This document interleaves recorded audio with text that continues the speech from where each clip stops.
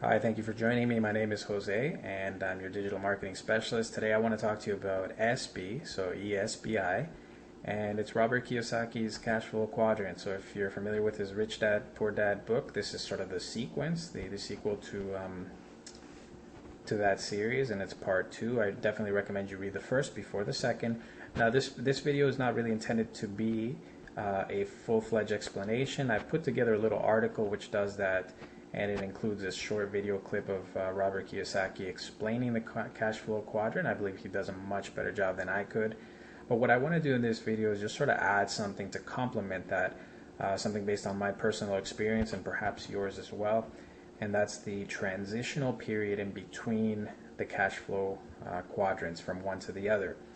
And I want to challenge you to not define yourself by your situation or your circumstances or whatever position you're in. If you're currently an employee, for example, but you're aspiring to become an entrepreneur, don't let that define you. If you know deep down in your core and your heart that you have what it takes to be an entrepreneur, then definitely go for it. So we're going to talk about that briefly in this video. So what are the four quadrants? So the E stands for employee. The S is a small business or self-employed. The B would be a big business owner, and finally the I is an investor. Now, Robert Kiyosaki, the way he explains it, he suggests that everybody on the left side of the quadrant, the E's and the S's, are typically people that would generally just go to school and get a job. And I guess the majority of people are in that side of the quadrant, and the people on the right are the entrepreneurs, who are the big business owners and the investors.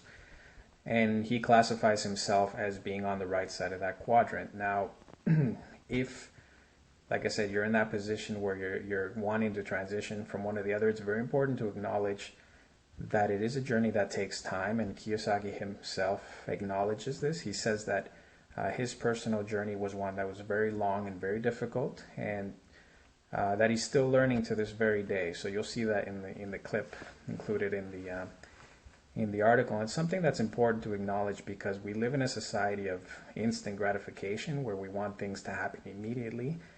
And becoming an entrepreneur doesn't happen overnight. You don't just wake up one day and decide to quit your job and become an entrepreneur. I definitely don't recommend that either. If you're thinking along those lines of quitting your job, maybe selling your belongings and taking out a loan and getting into debt, not a good idea. You definitely want some stability while you're in the process. Or what I would recommend is getting yourself educated, maybe taking some online courses, reading some books, doing some research, and just preparing and planning and setting your goals while you're in that transitional period.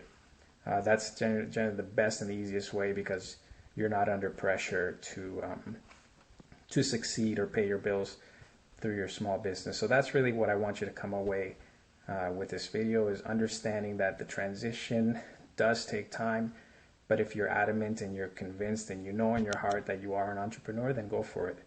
Definitely, that's what the ESBI is all about. So for more information on the cash flow quadrant, feel free to review the article. And if you learned anything today, if you got something valuable from today's video, then subscribe to my marketing newsletter. And thank you for watching. I'll see you next time.